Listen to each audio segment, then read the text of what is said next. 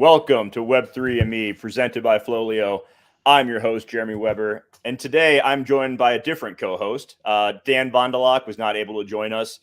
He got in trouble from his parents for not making his bed. For those who watch this show, you'll know what I'm talking about. But he's been grounded for a week. So I am joined instead by RDM41. We'll call him Ryan. Ryan, thanks for coming on, man. Appreciate you joining us today. Yeah, absolutely. Looking forward to it. Right on. So you and I have interacted a little bit on Twitter. We're both BAYC guys, and I think my first real kind of exposure with you was I was not able to make APE Fest, and so I was kind of living vicariously through you and your wife during APE Fest, just like seeing all the cool stuff you guys were doing. So right, give our viewers a little bit of background on yourself. How'd you get into NFTs? What are your what's your focus there, and just kind of anything else you want to share? Sure. Yeah. So started trading crypto in 2017 when I was working for a technology company. We're selling phone systems, and my buddy was the head of the programming department that we had over there, and I was talking to him about it, and we were trading like Litecoin and Bitcoin and stuff whenever everything was kind of right about the bubble was about to pop kind of thing. And then life got busy, got unfocused on it. I was like, maybe this technology's not quite ready or something. And so stayed semi-interested and just spent some time learning for a few years. And then kind of really, I guess, when CryptoPunks came out, I actually read an article like the next day that was like they minted out or whatever, and I think they were like all free or whatever, and you could just go claim them, and they were all claimed out or whatever, and then people were selling them for money, and the stupidest thing happened. Like, I think it's what everyone does when they first start, but I was like, why would anyone pay money for that? And I was like, man, so short-sighted, right? And didn't really think about it, but I guess it started resonating with me the more I got back into the ecosystem. And after COVID, we had stored away some money, and we had started our family, and so we were kind of being safe with our money. And when I saw things were like going to be okay, and I guess the world wasn't going to end kind of thing, and started feeling better, then I was like, okay, well, we should probably start thinking about how do we want to retire? How do we want to invest, and what kind of a future do we want to see for our kids? And I was very frustrated with COVID, with all the money printing and with all the checks and them just putting money in my bank account for child tax credits and all this other crap. So I was like, okay, well, really, my belief system really does align with crypto. And so that's when the wife and I started investing and started learning more heavily about it. And I actually saw Bored Ape Yacht Club from somebody tweeting about, I had read some articles about NFTs and kind of knew what they were, and didn't really see a major use case for them at that time, but they were gaining attention. And then I saw that Pranksy had minted 1,000 Bored Apes, and so the next day after that, I was up on my computer at like 5 a.m. in the morning, because I don't really sleep too much, and so I was up on my computer like 5 a.m. and I was like, I was buying my first ape, and came downstairs. My wife was like, "What are you doing?" And I was like, well, I bought this thing. And she was like, well, how much did it cost? And I was like, well, this many ETH. And she was like, what are you talking about? Like, this many ETH, what are you talking about? And she was like, you're spending ETH on something? Because I had been telling her, like, this is the most valuable asset. It's going to be the next thing, it's going to be the greatest. And she was like, why are you spending something that you consider so valuable? And I was like, well, you have to look at the track record. Like, Punks just broke a 1 ETH floor, and things are going to start appreciating in ETH against the dollar as well. And so it's just been a wild ride ever since then. And if you followed me any at all over this last year, you know that I've given away tons of money to family, and I gave my brother an ape and gave my brother-in-law an ape, and I'm so thrilled for them. And it's just been a wild ride, and we're so blessed and lucky to be here. And I've had a ton of fun, and I think this stuff is definitely going to change the world. The use cases are extremely clear to me now. And just resonate more and more as I see things happening every day in the space. So very excited about it, but it's been a wild ride.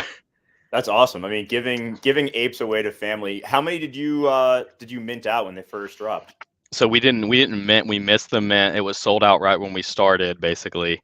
And then we started buying, and I didn't, hindsight, right? There's so many things I've missed on. I did the paperhands.gg thing again yesterday. Oof.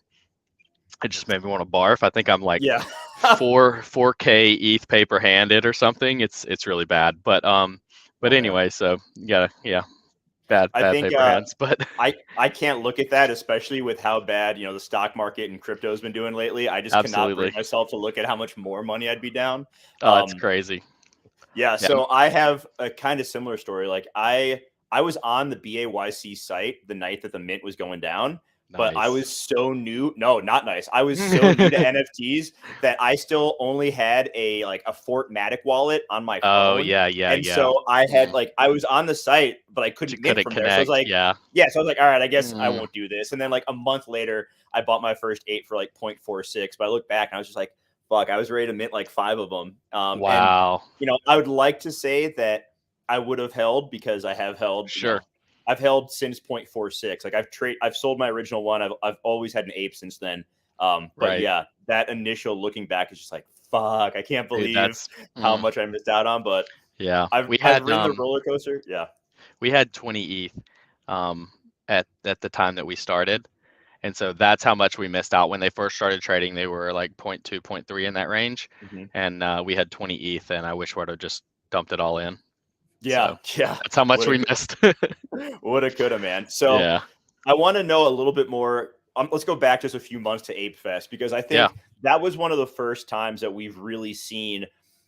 People always talk about like utility and community, and that was Right. like the first time we've really seen those things brought together. So someone who was there, and like people like to talk shit, they like to make fun of the videos of like everyone in line the first day, Right. like.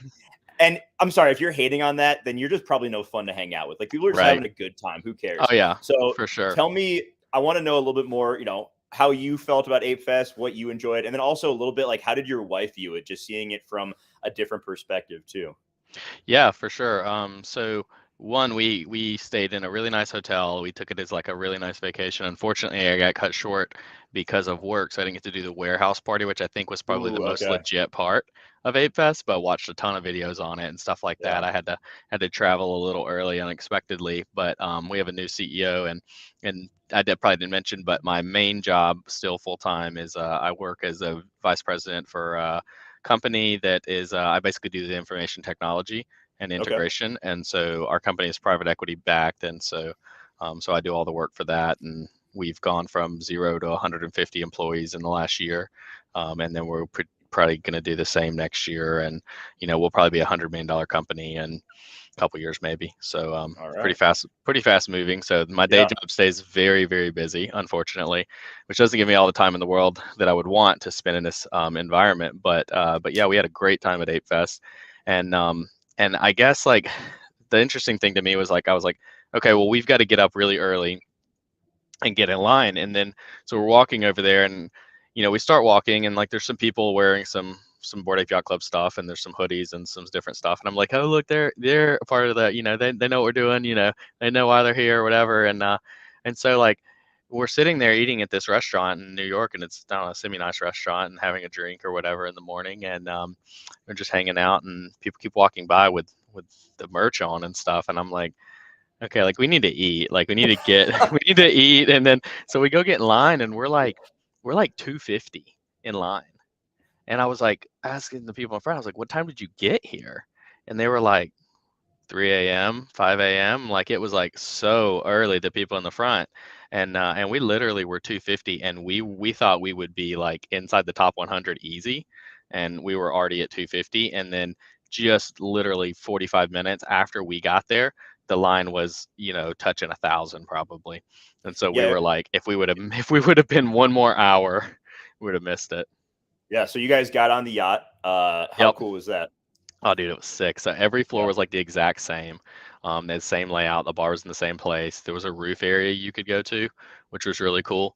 They had the dance floor on the bottom, and everybody was super chill, like just having a good time and so much fun. So like, yeah, we would. That was so worth it. I've actually got my wristband just hanging like right up here above my computer, and it's like a relic for me. I'm like, man, this was the coolest party. So we had such a great time on the yacht, and like people were like, why are you here? And we're like, we're like we would tell all the Uber drivers and stuff, we're like, it's a NFT thing. Like everyone would walk by and be like, what are you guys doing? Because they didn't know, they didn't have no clue what was going on. And we'd be like, yep. It's Bored Ape Yacht Club, and they were that's what I love to say, and everyone else around me was like, it's NFTs, and they would just like try to help people out, but I just try to confuse them. I was like, oh, it's Bored Ape Yacht Club. Come on, look it up. So it was Yeah, great. We had a great time, but yeah, we just try to confuse everyone. We're like, oh, we're here to go on a yacht, like a yacht party. Like we rented out our own yacht because we're all really rich, and and just having fun with people, and they were just like not getting it, not understanding. But it is crazy. Like, and a lot of us in the line were talking about like, the net worth of the amount of people in that line is just pretty incredible. ridiculous. And Yeah, it's like, I mean, you literally could have made so much money if you could have just like hijacked people in that line. It was wild. So I was like, people are gonna have to be a little more careful. And there's people that own 100 apes and stuff. I'm like, how do you walk around in the world and not get targeted or whatever? So got I to be careful these understand. days. I understand those people staying anonymous for sure. Like I Oh yeah, wouldn't if I had, I own half of a portfolio that has like 2 apes, 5 mutants, and 2 dogs. And even that, I'm like, nice. that's a good amount of cash right there. Yeah, But oh if I yeah. was one of these people who had double-digit apes just to themselves, I'd be like, man, I gotta hire like a security detail. Oh man. So I take it that APE Fest, that experience and seeing everything, watching the videos from the warehouse party made you even more bullish on BAYC long term. Just like what they were able to put, because I think they pulled that off in like 2-3 months of planning, Yep. Yeah, it's which wild is that they even got a pretty ship that crazy. big because I was like, 1,000 that's a lot, but at the same time, I was like trying to do some rough math on like, what did that cost to rent that, and how quickly could you even rent something? Like we deal with like all kind of logistical problems on a day-to-day basis at my job, a lot Mhm. that I'm helping with, and they're very difficult, and the supply chain is really really messed up right now. We have a proprietary product that we're manufacturing, and it's astronomically difficult. Like I got a call the other day, and they were like, oh well, we can't get this certain handheld device because it's the Chinese New Year. And I was like, I don't know what the Chinese New Year is, and I don't really care, but I need this device really badly. They were like, sorry, that's just supply chain. That's just like we're stuck, doing what we're doing, and we're trying to get it as fast as we can. And so I think maybe we'll have it next week, but it's just wild and things like that you don't think about. So I can't imagine what it was like to call a company and be like, hey, I need to rent 1,000-person yacht in like 2 months, and all I have Yeah. is crypto. How Well, and can we like, make this whole thing happen? Like, you got to get that converted, you got to wire it. Like, it's crazy stuff. So yeah, they I did mean, awesome.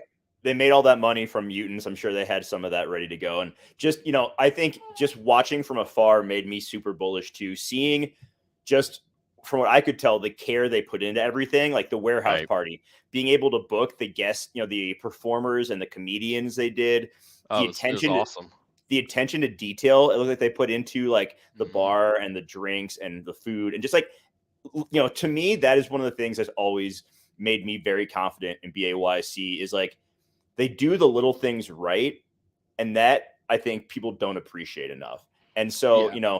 I know for you and me, I've been in this since May of last year. You've been in it even before that, but that is one of the reasons why I've continued to hold is there's just this constant, they under promise, they over deliver. Everyone talks about that, but it really is like the small things that really I pick up on and I notice that means a lot to me and Right. has made me continue. I've sold apes along the way just to take some Right. profits and to be smart because Sure. I got a wife, I got a son now. Sure. I can't, I'm not 24 years old and I can take all Yep. these huge risks. But one of the reasons I haven't sold everything is that I'm just still so confident in the team and what they're doing and their ability to execute day in and day out. Absolutely. Like, I mean, even like a lot of people may or may not be aware, but the people who didn't make it on the boat got the hat that said "I missed the boat," and that Yep. was just so cool. And I was like, literally, when people started posting that in the Discord, I was like showing Kimberly, I was like, "Look at this! I mean, this is Yeah. this is incredible." Like, they just think of everything. Like, yeah, they knew only 1,000 people were going to make it. I don't know. Some people may or may not be aware. If you didn't go, you may not be aware, but like basically the line took forever. So we actually stood in line for like we stood in line from like 7:45 or 8 to like 11:30. At that time, by that time we had received like a little pass or whatever to come back at a certain time. So we went and got lunch, then we came back, we stood in line for another hour or so, and then we finally made it into to the art gallery, which was really cool. So we had a great time in there, and got our stuff to get on the boat and all that. And then the merch line was even worse. Like we stood in line for probably like 6 hours in the merch line, and people were standing in line way longer than us. And so like that's the dedication of the people who are into this project too, Yeah. is they're willing to just go stand in line for 6 hours on the streets in New York. And it was cold. It was not a great place to, and there's like no bathrooms, and everyone was like holding each other's spots in line to go to the bathroom and like go get drinks, and everyone was being super cordial about it, but like it was just brutal. And so the dedication of the people who are into this project, they have much love for Bored Ape Yacht Club. I mean, I used to go stand outside for Call of Duty on opening reveal night, but we'd only have to be there an hour or two in advance, but 6 hours that's a long time to just stand out in the streets of New York. So the people in the project are super dedicated to it as well, which is awesome. Yeah, it's really been cool to see that grow. I've been on Twitter for a long time, and I have not had as much fun on Twitter until BAYC came around and I started interacting with everyone on there. And it's definitely changed over the last few months, but it's Sure. still fun to interact with those people. So, all right, we've seen Ape Fest go down. We've seen the mobile competition go down. Where do you see the roadmap taking us next? Like, we got to talk about Ape Token because that is what Sure. everyone has been discussing. And I put this out on Twitter a little bit ago, seeing all the issues that have happened with Milk and Cool Pets. And, I hope the Cool Cats team turns it around. I own a couple Cool Pets, but it makes me, I'm not in a rush for Ape to come out because I just want to make sure they get this right. So where do you see the direction of this going? The roadmap, Ape Token, all that stuff. Yeah, I mean, I think that the next thing is probably going to be Ape Token. I don't think there'll be anything that'll come between now and Ape Token. So I'm excited about that. I am agreed. I'm like slightly nervous. I want to make sure that they get this thing right. One thing that I've been really excited about and interested in though is that it seems like they're talking to the best of the best venture capitalists. So when I was doing some research and talking to some people that I know, trying to figure out some information about who the VC firms were, and I think I've now somewhat uncovered that. But when I was trying to talk to them about it, I was like, well, are these people that are experienced in crypto? They understand the crypto industry and they understand basically getting tokens as equity and that kind of stuff. And they were like, oh yeah, they're very extremely familiar with that. So the good thing is we have VC firms interested in Bored Ape Yacht Club that are very, very interested and have been in crypto for a really long time. So I think that's going to help a ton. And then on top of that, I was very bullish when I heard that essentially the VC firms wanted to be able to, get their token allocation and then sell when they wanted to. And Bored Ape Yacht Club team wanted a lockup, or Yuga team wanted a lockup period on the tokens that they got, meaning that they're in this for the long haul. They don't want the VC firm dumping on everyone, and they care about the value of the ecosystem much more than they care about the VC essentially making money. So I was really excited about both of those things. So I think the team has the best intentions, and I'm like really excited about seeing where the token goes. And if I'm just throwing this out there in case Yuga team is listening, but if you want to do like an allocation based on how long you've held / how many apes you had, I used to have 11 apes, so I'd be really excited about that. If you did that for me, that'd be great. Yeah, But I remember the thread that they put out initially came out in like October, I yep, believe. I remember it came out on a Friday. It caused all this excitement. And one of the things that stuck out to me was, they were working with some really high level, crypto attorneys. And it's the same ones that I believe Pixel Vault worked with yep, for Punks and POW token, which makes me wonder if they're also going to do two different tokens, if they're going hmm to have one that is going to be more for governance and is going to right, be, people can stake just like Pixel Vault is having you stake your meta heroes. So I yep, think there's a chance that you'll have to stake, your apes and your mutants. And there could be another one that is more focused on, spending in the ecosystem for merch, that you can earn from the game. So I think there's a lot of interesting stuff there. And what, a lot of people are wondering is what's this distribution going to look like? What's the hmm ratio? What's that perfect ratio of apes to mutants? How are dogs going to be involved? Because they did say right. back in October that every part of the ecosystem will be involved. So do you have any inclination there on, how they're going to break this up? What the, not financial advice here, but what the right ratio is going to be, for holders? Yeah, I mean, it seems like there's probably going to be, um, in my opinion anyway, it seems like there's probably going to be a bigger allocation than people are giving credit towards. I mean, the market is giving a little credit towards the OG Bored Apes, but I actually kind of think that, from what I've heard anyway, that it seems like the apes themselves are under valued in terms of where the allocation is going to go. But we'll see. Really? I mean, that's what my tweet was this morning. Essentially, I think the OG apes are probably getting a little, not enough cred in this valuation. There was a It seems like, I mean, they want a balanced ecosystem, right? They want a three-tiered balanced ecosystem, and if you look at it right now, it doesn't seem that way. It would either, it would either seem like dogs are undervalued and mutants are undervalued, or apes are way overvalued. But I actually don't think apes are valued enough. This was the OG collection. There's going to be a differentiator between apes and mutants, and it's probably more like a 5-to-1 or a 6-to-1 in my mind. Apes are going to be that valuable. So Really? Okay. Okay. yep. Interesting. Do you think there's going to be any, as far as token allocation goes, difference between different tiers of mutants, M1, M2, and Mega? It's hard to say. I don't know. I don't have anything 100% on that. It's probably gonna be. I would probably say it's going to be a no for me on that, Okay. because it seems like rarity is kind of just a thing, and it's like, I mean, just because you have a blue beams ape doesn't mean you're going to get any more tokens or any less tokens than a crazy eyes ape or something like that. So I don't think that's going to happen, because that seems more like a rarity based thing. But it's hard to say. And rarity is one of those things that's super subjective too, right? Like, what's more rare? Yeah. Just because it's more scarce, is it more rare? Just because does it look good, is it better? So I kind of think it probably falls in that. But and that's why I haven't, I don't hold any M2 mutants, because I don't want to pay the premium. But I'd rather hold more, I guess, M1s, just from the financial aspect of it. But I mean, I also would love to just hold like really, really, trippy and gold apes too. Yeah. There's definitely an appeal to me to having some of the high end assets, so I get it. Yeah. But yeah, probably not from a token perspective. It's probably not any different. Yeah. I think I've gone back and forth on it. I think that's probably the case. I mean, I always wonder, like, if they don't do anything by coincidence. Like, there's a reason behind everything that the team does. Like, so is the M1 versus M2 distinction clearly based on aesthetics? I don't know. Right. Like, I could definitely see. I'm leaving the door open to there being a little bit of a difference there, but Right. I think if there is a difference, it won't be a huge one. And then Right. where do you see dogs playing into it? Like people talk about like a multiplier. I don't really think that's the thing. Right.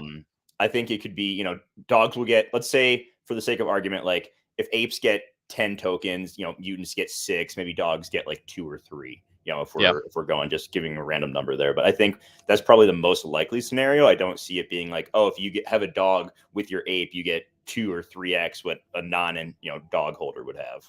Yeah.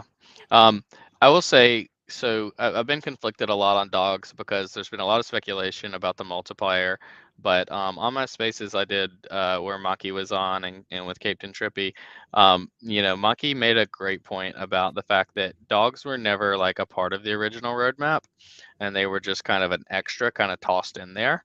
And ultimately it's because, like, the team, like dogs, and they were just like, hey, this is a really cool thing, we could add this extra little thing in and it would be fun, and it was never part of the original game plan. So trying to fit them in is interesting. I kind of think probably it will be either like a small allocation, or what is probably more likely is the dogs tie to the apes in some Okay. sort of way, and not the mutants.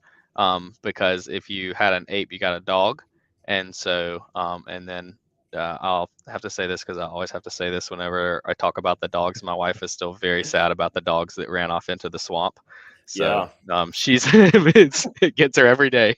So she's like, they're missing. I'm like, I don't know what to tell you, babe. I So do, I'll always appreciate the fact that the team gave the royalties to charity for the first like month or so of it. that was And so then cool.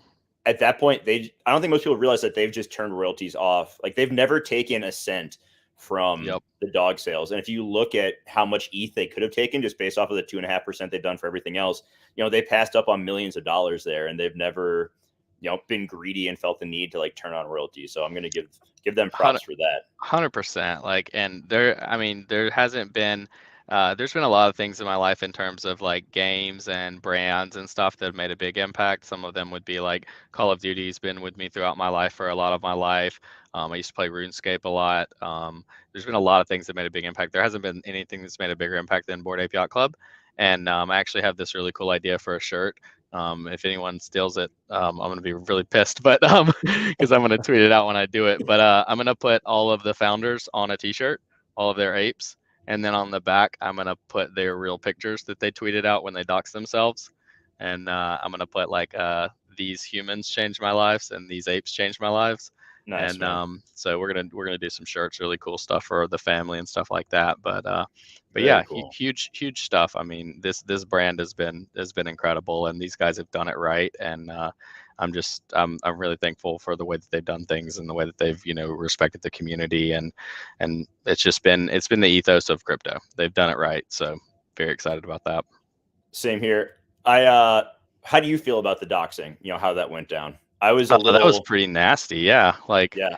What the heck? Like, what's like some clout chasing reporter for like, I mean, it's just so wrong. Like, I mean, the people wanted to stay pseudonymous, and not to mention, like, you're putting this people's lives in danger. Like, I feel sometimes a little weird, and luckily, I live in rural Alabama, so, but I feel a little weird sometimes, wearing my like Bored Ape Yacht Club stuff, like, down in a big city or something like that.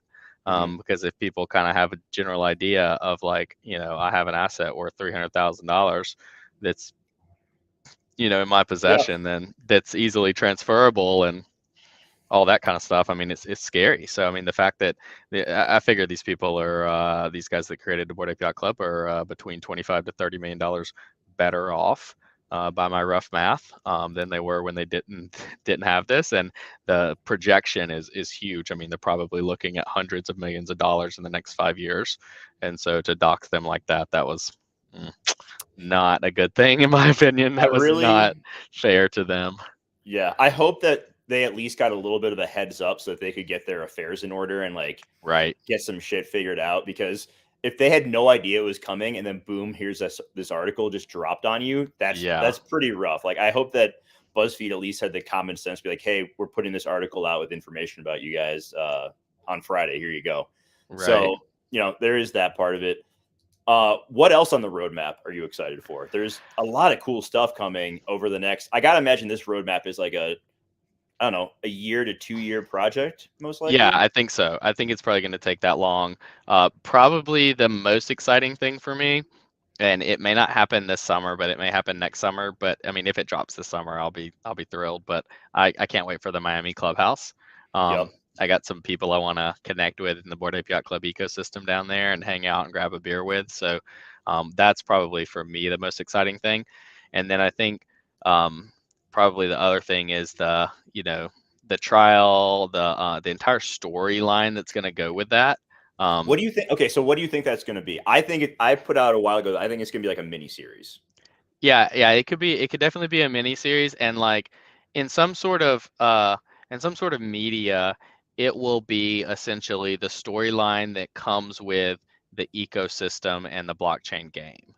So Okay. if you think about that, like I think somehow that storyline is going to lead into the game, whether that storyline happens before the game happens, and then the game is a continuation of the storyline into the future, where it essentially goes from being a very fixed storyline to being a very open world at that point, but it ends up describing the world or before or something like that. Like somehow I think they're going to tie the storyline of whatever they're doing to the game, and I think that's going to be really really cool because everything they've been doing has been really really well woven together in all of this, and that's been the most interesting part to me. It's almost like these guys are writers or something, like it feels very much like a Harry Potter book. I'm like, what the heck, dude? Everything, like there's the dog there, how is this Yep. happening here? It's like this all just starts to make a lot more sense and be there, and so it seems like there was a grand design from the beginning. Yeah, and then they changed the website where they took Curtis off of it and put that like Right. shitty guy in the hoodie on there. I Right. think that most recent blog post they put out with that animated picture of Curtis, with the clubhouse in the background. I Hmm. think that's going to lead into some sort of animated series, and bringing in a talent rep like guy to be a part of this whole thing. All the Absolutely. celebrities out a part of it. It wouldn't shock me if a bunch of these celebrities were like the voices for some of the apes too. Like they had Oh, that would be voiceover cool. roles. So I think that's a definite possibility. So I'm excited to see where that goes. I think the blockchain game, making a game is always risky. Like games are hard to do, but did you play the treasure hunt very much? Yeah, we did. I thought that was cool as hell. Like Yeah, that was awesome. I was originally kind of annoyed that professional puzzle solvers won it, but then I was Oh like, you know yeah, what? In hindsight, I was never going to win that competition anyways. Like for it sure. was so over my head. Right. But that's another one of those things. Like the attention to detail behind it was so cool, and everything they put into it was awesome. So That I was said great. I mean, it that really was. combined with the mobile competition, I have a lot of faith that their partnership with Animoca is going to bring a really cool game in the future. Absolutely, and the mobile game was so awesome. Like, Yeah. um, it took me like a couple of days, so I was so busy with work. And this is the other thing, like got I'm just too busy. But I was so busy with work, I couldn't practice as much as I wanted to. So about 2 or 3 days in, I got it. I got really good at it and started getting a lot better. But my brother-in-law, who we gave an ape to, he finished somewhere inside like the top 100 or something. Oh wow. And no, he did so good. So, but the mobile game was super fun. Like it was a blast. That was the most fun, iPhone game I've played in a long, long time. So, yeah, they're Yeah. doing great. Yeah. There more good stuff is coming. I'm excited about that. So, you mentioned you're really busy. I'm the same way. I just got a kiddo. So staying on top of everything going on in NFTs is tough for me. Let's move away from BAYC for a second here. Right. What are some of the other projects that you're involved in? What are you excited about as far as NFTs go right now? So, I've been looking into Treasure DAO lately and everything that's going on with Magic in that ecosystem. I'm Okay. really excited about kind of what they're building there. I'm still learning a lot about how it works and how the Treasure token works, but essentially they're striving to be a token. Well, okay, so it aligns with the ethos of like developers. So developers are very much pro open source, right? Mhm. All of the projects that are launching as a part of this and that are listed on this marketplace and everything started out as like free claimables. And so there's like 6 or 7 projects on there, and Magic is essentially going to be the money inside this ecosystem, and then you can quest and you can create new things. So like everything that Treasure DAO is doing is super interesting to me. And I think that's where projects need to go. I'm really tired of these cash grabby profile picture projects. I want a project where essentially I have to like do a lot of learning and work, and it's kind of somewhat difficult to understand at first, because profile picture projects are, everyone's been talking about how they're dead for 6 months plus now, and they still keep coming out, and people still keep making insane amounts of money with them, and it drives me nuts. And I'm like, I want a project, I want like do something new, because that's what we're needing now. When we don't need just all these profile pic projects are vampire attacks, similar to LooksRare X2Y2, X.XYZ, and all these alternative marketplaces. It's like you're just copy pasting essentially, and I want some new ideas. We need to innovate. We need to create some new ideas, and so I'm looking at things that are actually doing that, rather than just anything that's been done before, basically. So Agreed. And all of these projects, they're so easily manipulated by influencers on Twitter that it drives me crazy. Like, hmm and you have all of these people coming in from different parts of YouTube and Instagram starting right, NFT projects because it's this cash grab right now. Like this yep, is every other market is eating shit, but NFT market is still flying. And people are like, okay, the music's going to stop eventually. We got to get our slice of it yep, before it does. Otherwise, we're kind of screwed. So it's tough for me because I have a very addictive personality and I love NFTs, and this has been a ton of same, fun. So it's like trying to hold back some of my ETH and hold it in ETH or move it to other cryptos. Like I bought some Magic last week when it was down around like 380, and I had heard about it like a month or so ago when it was like $1, and I didn't get it then, but whatever. right, So the tough part is like teaching people how to bridge their money on Arbitrum and how to get Magic, and yep, then where to go from there. But those are growing pains that I think will become easier over time. So and the fact that every initial mint on that ecosystem is free is really cool, because Yep. then it puts all the responsibility on the developers and the teams to make it valuable. And I think that, as opposed to just handing over, thousands of Ethereum to unproven teams, whether it's, and people are going to get pissed, Mechaverse or Yep. Hape or any of these other projects, it's a lot of work on the team. And I really like that. And I think that they should be rewarded, handsomely when they deliver on it.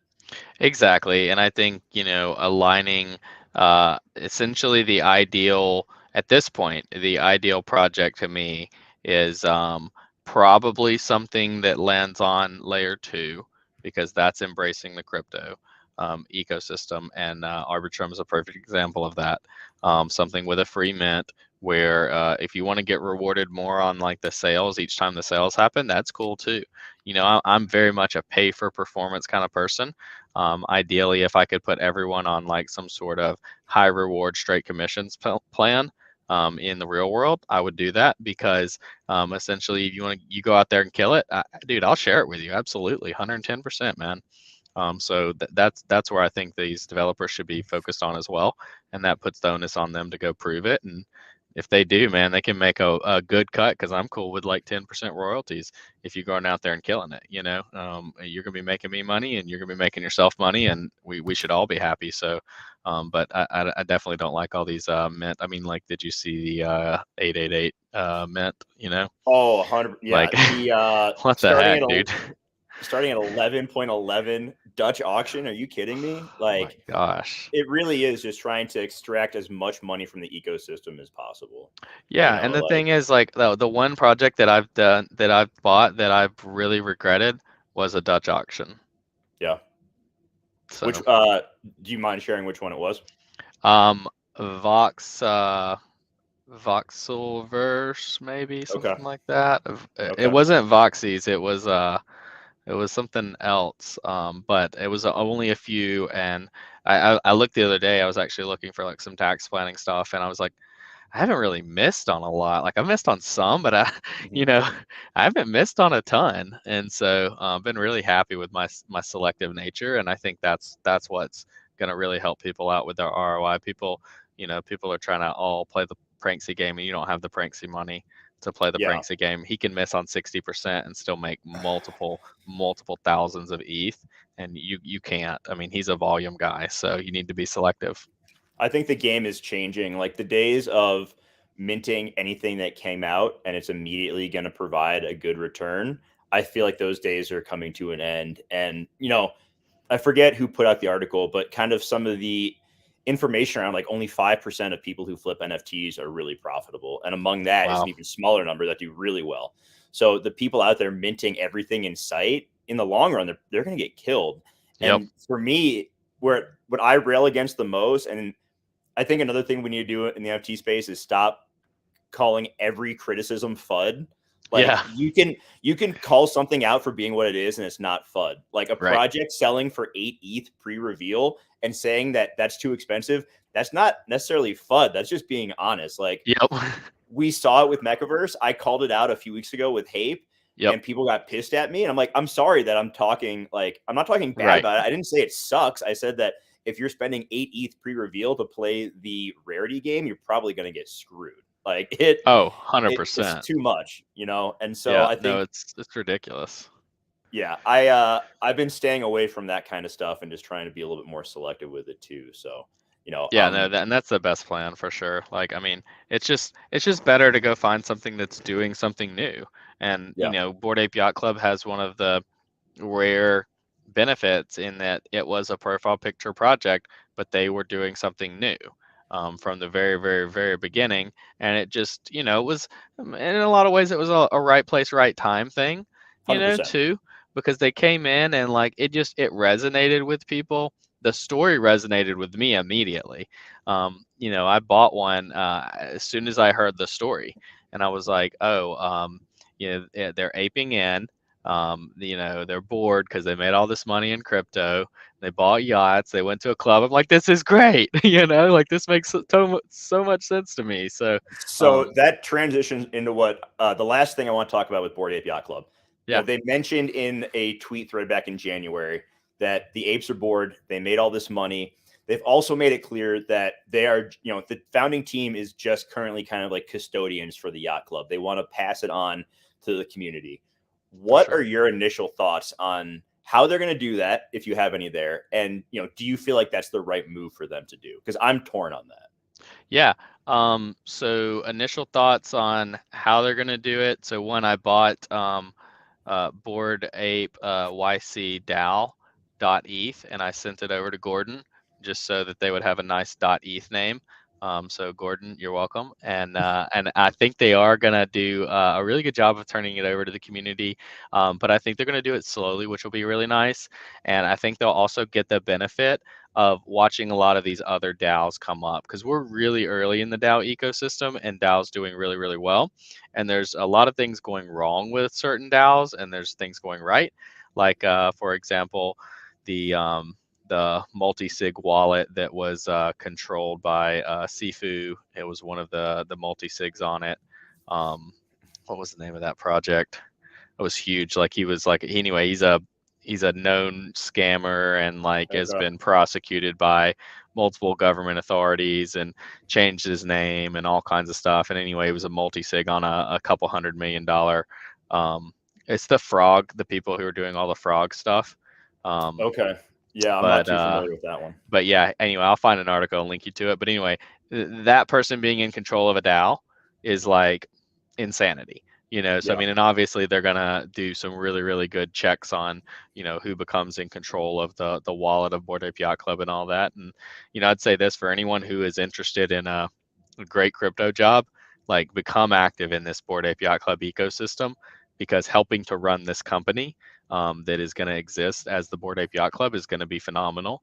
And I think what Yuga's doing is really good too, because they're setting up Yuga Labs to launch more projects and be even more and more and more successful. So the next project that Yuga Labs launches will probably be extremely insane, and not to mention all the wealth they've been able to create from the people who were in Bored Ape Yacht Club and who are part of this ecosystem is just going to continue to roll them project after project into the future to be a really, really awesome crypto company. So yeah, I'm very excited about what they're going to do in the future, but they didn't create Yuga Labs to only create Bored Ape Yacht Club. So there's more goodies coming from this phenomenal team. And I think turning Bored Ape Yacht Club over to be its own thing is this the ethos of crypto. So yeah, I'm interested to see how that goes. Like, me personally, I trust the founders way more than I trust myself to do anything to the scale they're doing. So to some extent, I'm excited for it. To some extent, I'm like, oh, please stay like pretty involved in this, so the community doesn't fuck it up. Like, because I can definitely see that happening too. Sure. But I don't think the team would set up the community to fail. I think there's going to be a lot of guidance along the way. And you mentioned future projects they're going to do. We don't need to speculate on that because there's no point, because we have no idea. But I think, I will be in whatever they toss out there. Like, seeing the guys dox themselves, it's like you kind of know them a little bit just from interactions on Discord and Twitter. Like, they all seem just like super cool, like down to earth guys. And, they've been extremely generous from the jump. Like we talked about with the kennel dogs, everything they did for APE Fest, like, besides merch, not charging, for anything there, like, that's really cool. So I'm excited for anything they do. I'll be a Bored Ape Yacht Club, a Yuga Labs stan, for as long as they'll have me. So absolutely.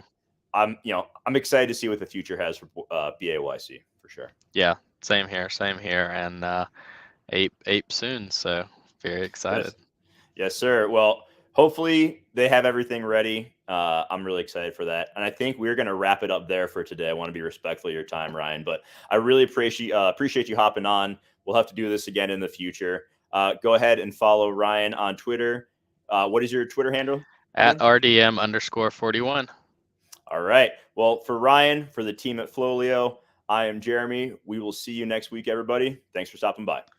Thanks, Jeremy.